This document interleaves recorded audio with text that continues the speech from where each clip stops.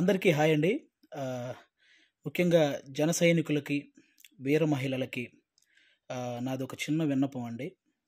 నేను ప్రొఫెషనల్‌గా కమెడియన్ అయ్యుండొచ్చు గానీ, పర్సనల్‌గా 80% మార్కులతో బీటెక్ కంప్లీట్ చేసి, ఈ సమాజం మీద, రాజకీయాల మీద, అలాగే వ్యక్తుల మీద, విలువల మీద, అన్నిటి మీద అవగాహన కలిగిన ఒక వ్యక్తిని నేను కూడా. ఆంధ్రప్రదేశ్‌లో ఓటు హక్కు ఉంది కాబట్టి జరుగుతున్న విషయాల మీద మాట్లాడే హక్కు నాకు కూడా ఉందని నేను మాట్లాడుతున్నాను. అంటే జనసేనకి 24 సీట్లు అని అనౌన్స్ చేయగానే చాలామంది పవన్ కళ్యాణ్ గారిని తిడుతున్నారు. కొంతమంది అలుగుతున్నారు. కొంతమంది అసంతృప్తి చెందుతున్నారు.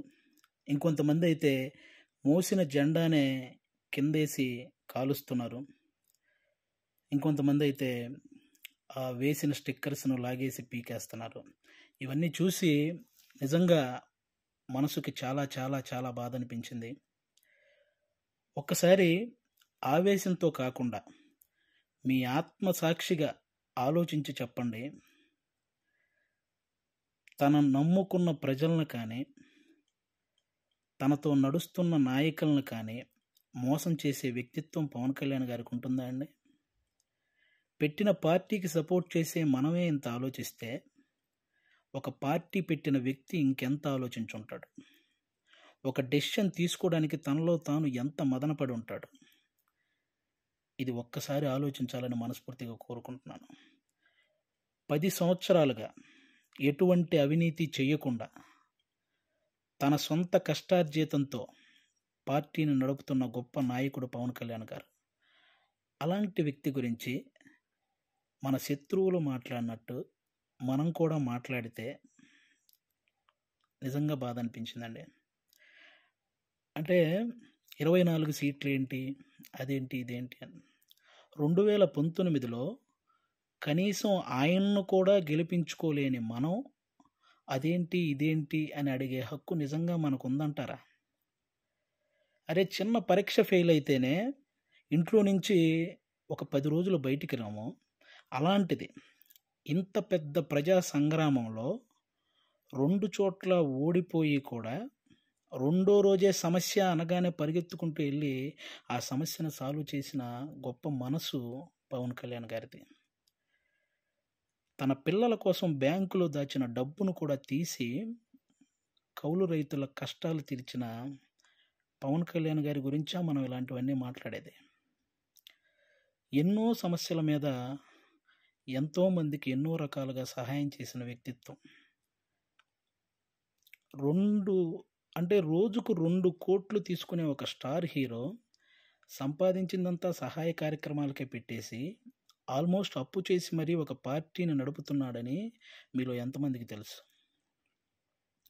అలాంటి పవన్ కళ్యాణ్ గారి గురించి మనం ఎలా పడితే అలా మాట్లాడేస్తున్నాం. దేశంలో ఇన్ని రాజకీయ పార్టీలు ఉన్నాయి, ఇంతమంది రాజకీయ నాయకులు ఉన్నారు. ఎవరైనా సరే మేము అధికారంలోకి వస్తే అది చేస్తాం, ఇది చేస్తాం అనేవాళ్ళే కానీ ప్రతిపక్షంలో ఉండగా ఏనాడైనా వాళ్ళ జేబులో నుంచి ₹1 తీసి ఎవరికైనా సహాయం చేశారా? అలా సహాయం చేసిన ఏకైక రాజకీయ నాయకుడు పవన్ కళ్యాణ్ గారు. అలాంటి వ్యక్తిని పట్టుకొని మనం కులాన్ని తాకట్టు పెట్టాడు, పార్టీని తాకట్టు పెట్టాడు, ప్యాకేజ్ తీసుకున్నాడు అని చాలా ఈజీగా అనేస్తున్నాం. అమ్మలాంటి కులాన్ని, పార్టీని తాకట్టు పెట్టే వ్యక్తే పవన్ కళ్యాణ్ గారు. డబ్బుకు అమ్ముడుపోతాడా? ప్రతిపక్షంలో ఉన్న టీడీపీ కంటే అధికార పక్షంలో ఉన్న వైసీపీ దగ్గరే ఎక్కువ డబ్బు ఉంటుంది కదా. మరి అమ్ముడుపోయే వ్యక్తి అయితే వాళ్ళే కొనుక్కోవచ్చు కదా. ఎందుకండి ఈ మాటలు?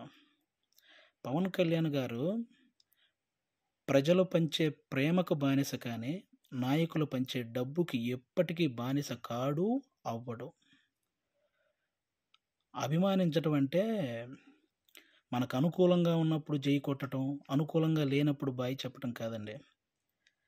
ఒక నాయకుడు ఎలాంటి డెసిషన్ తీసుకున్నా దానికి కట్టుబడి ఉండటాన్నే అభిమానించటం అంటారు. అదే నిజమైన అభిమానం అంటారు.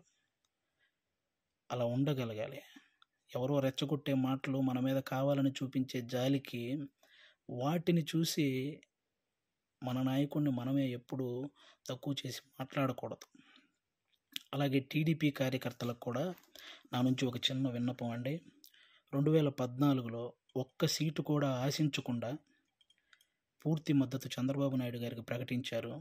ఆ త్యాగాన్ని గుర్తించాలని మనస్ఫూర్తిగా కోరుకుంటున్నాను. అలాగే 2023లో 14 సంవత్సరాలు ముఖ్యమంత్రిగా చేసిన ఒక వ్యక్తిని, పేద కుటుంబాల్లో ఎంతోమంది పేద విద్యార్థులు వాళ్ళు ఐటీ జాబ్ చేయొచ్చు, అమెరికాలోకి వెళ్ళి సెటిల్ అవ్వచ్చు అని ఈ ఐటీని తెలుగు రాష్ట్రాల్లో ప్రతి ఒక్కరికి పరిచయం చేసినటువంటి చంద్రబాబు నాయుడు గారు లాంటి వ్యక్తి ఒక 70 ఏళ్ళ పైబడిన వ్యక్తిని జైల్లో పెడితే నిజంగా చాలామందికి బాధ అనిపించింది. అలాగే పవన్ కళ్యాణ్ గారు అక్కడికి వెళ్ళి కలవడం జరిగింది. పొత్తు అనేది పెద్ద సభలు పెట్టి ఆడంబరంగా చేసుకోవచ్చు, కానీ అలాంటి ఆడంబరాలు కోరుకోలేదు. అక్కడ కష్టాన్ని చూశాడు. ఆ జైలు ముందుకు వచ్చి అక్కడే పొత్తును ప్రకటించాడు. ప్రకటించిన వెంటనే జన సైనికులందరికీ ఏం చూసించాడో తెలుసా? అవసరంలో మనం ఆదుకున్నాం కాబట్టి అనవసరంగా టీడీపీని ఎవరైనా తక్కువగా మాట్లాడడం కానీ, తప్పుగా మాట్లాడడం కానీ చేయొద్దని జన సైనికులందరికీ చూసించారు. ఒక సభలో మనం మాట్లాడేటప్పుడు జనసేన, టీడీపీ అని సంబోధిద్దాం, వాళ్ళు మాట్లాడేటప్పుడు టీడీపీ, జనసేన అని సంబోధిస్తారు అని కూడా చెప్పి కార్యకర్తల్లో ఒక ఉత్సాహాన్ని నింపారనమాట. అంటే ఒక పొత్తు ధర్మాన్ని ఇంతకంటే నిజాయితీగా పాటించే వ్యక్తి ఎవరైనా ఉంటారా? ఎక్కువ సీట్లు తీసుకొని ఇన్నే గెలిచాడా అనిపించుకోవటం కంటే, తక్కువ సీట్లు తీసుకొని అన్నీ గెలిచాడు అనిపించుకోవటం కరెక్ట్ అని భావించి 24 సీట్లకే పరిమితం అయ్యారు. కాబట్టి టీడీపీ కార్యకర్తలందరికీ రేపొద్దున ఆ 24 చోట్ల టీడీపీ కార్యకర్తల ఓటు ట్రాన్స్ఫర్ ఖచ్చితంగా జనసేనకు జరగాలి. ఆయన త్యాగాన్ని రుణం తీర్చుకోవాల్సిన సమయం వచ్చిందని నేను అనుకుంటున్నాను. అలాగే పవన్ కళ్యాణ్ గారి మాటని గౌరవించి జనసేన కార్యకర్తలు కూడా టీడీపీ నిలబడ్డ ప్రతి చోట ఆ ఓటు ట్రాన్స్ఫర్ జరగాలని మనస్ఫూర్తిగా కోరుకుంటున్నాను.